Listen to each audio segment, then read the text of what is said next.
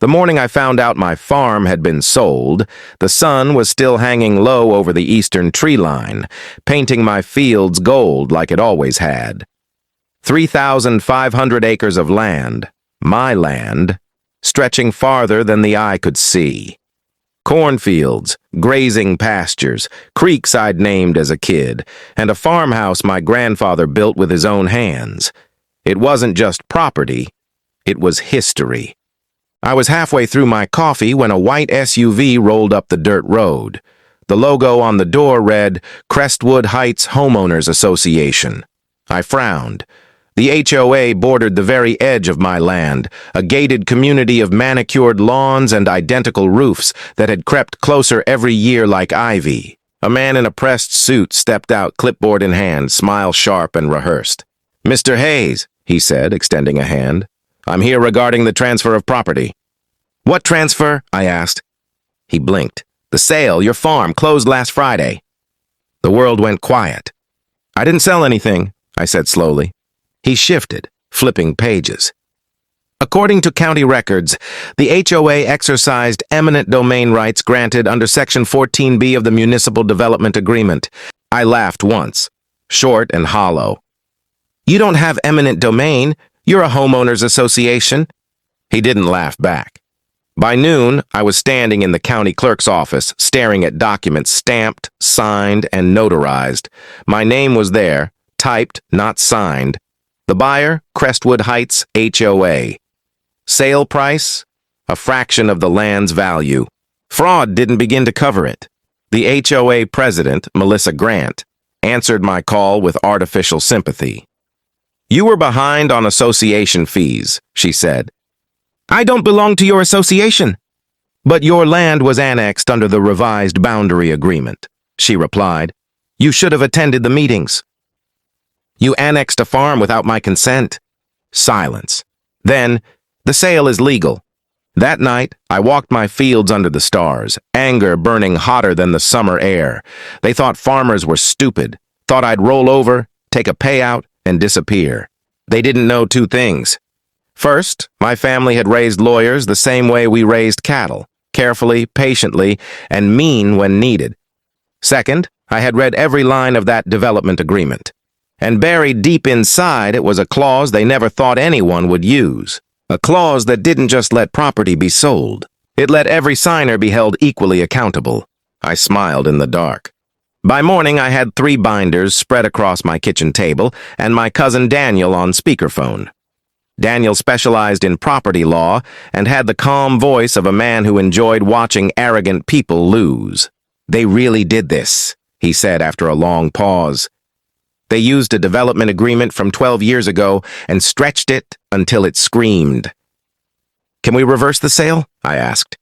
"Yes," he replied, "but that's not the interesting part." I leaned back. "Go on." "There's a mutual liability clause in Section 14B, Daniel said. "It states that any collective action taken by the HOA under that agreement makes each voting member jointly responsible for legal consequences." I smiled. "Meaning?" "Meaning if the sale is illegal, and it is, every single HOA member who voted for it is personally liable." By noon, we had proof. Meeting minutes showed a unanimous vote to acquire my land for community expansion. They had celebrated afterward, according to one particularly smug email Daniel uncovered. They talked about walking trails, golf courses, and finally removing the farm eyesore. That's when we filed. Not a lawsuit, 412 separate claims.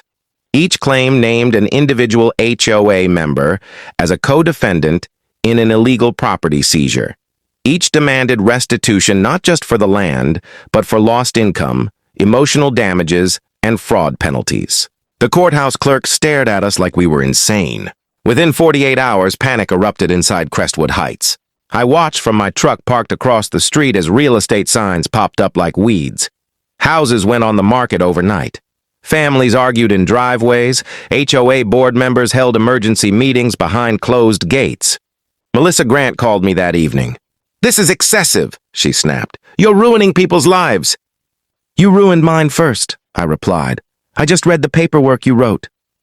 "You can't take everyone's homes," she said. I don't want their homes, I answered. I want accountability.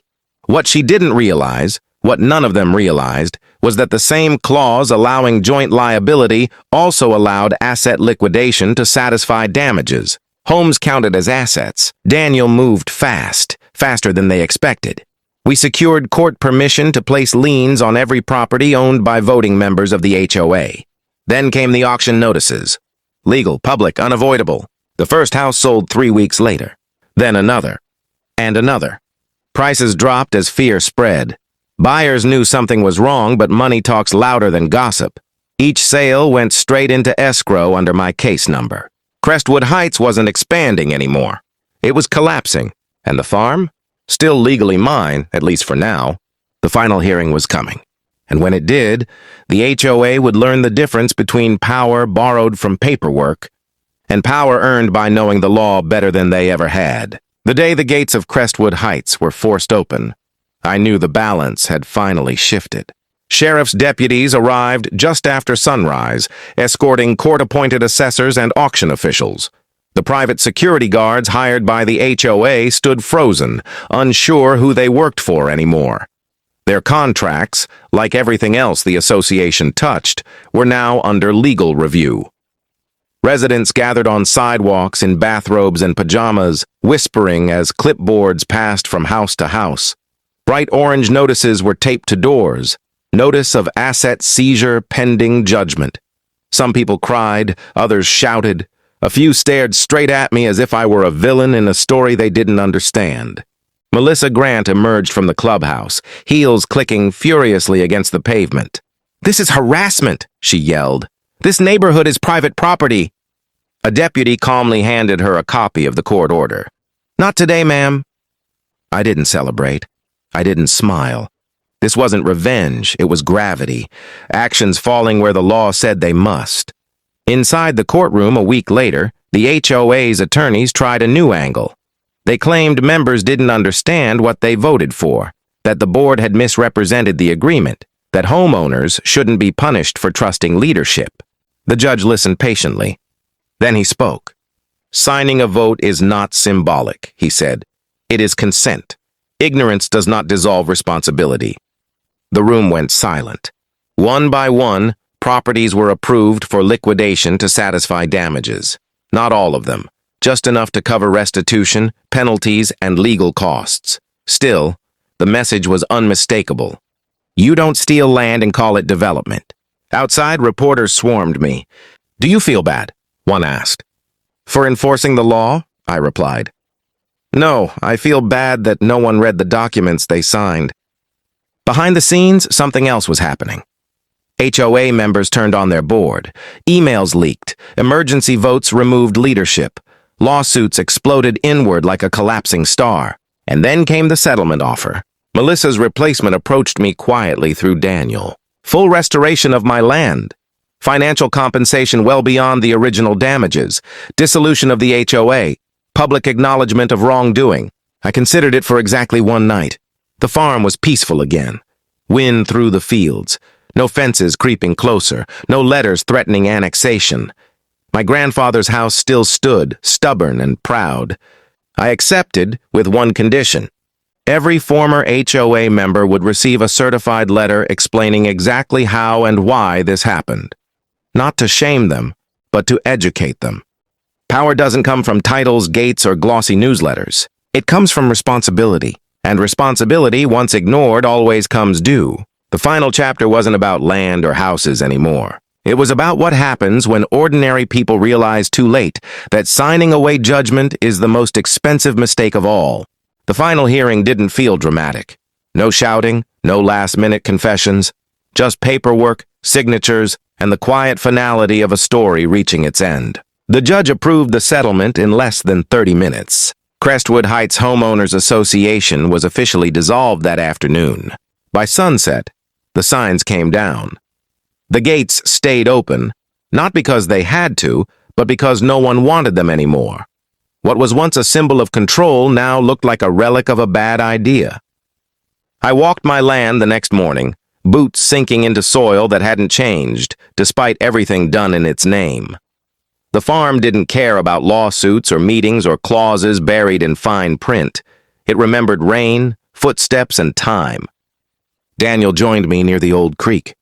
"You could have taken more," he said, legally. "I know, but I had already taken what mattered. My name was restored on the deed. My family's work wasn't erased. And a message had been sent. Quietly, permanently. Former HOA members started writing letters. Some were angry, some were apologetic. A few thanked me for exposing a system they never understood but had trusted blindly. One letter stood out. It was from a man who had voted yes without reading anything. He wrote that losing his house forced him to start over, but it also taught him something he'd never been taught before. Ownership is responsibility, not entitlement. That letter stayed on my desk. Months later, developers came knocking again. They always do. Bigger offers, polished smiles, promises of community enhancement. I told them the same thing every time. This land isn't for sale. Because land isn't just something you own. It's something you defend. The farm now has conservation protection written into its deed. No annexation, no development agreements, no silent votes behind closed doors. Just soil, sky, and truth. People still tell the story wrong. They say I sold everyone's houses out of spite, that I took revenge. I don't correct them. The law doesn't need applause. It only needs to be understood. And understood it finally was. Somewhere beneath the fields, my grandfather rests. I like to think he'd approve, not because I fought, but because I didn't fold. The land remembers who stands for it, and so do the people who try to take it. Enjoying this story about land rights, power, and what happens when paperwork is abused? Stick around. Subscribe for more real-world legal stories and hard-earned lessons that don't make the headlines. If this one made you think, give it a like and drop a comment below. Should homeowners be held personally responsible for HOA decisions, or did this go too far?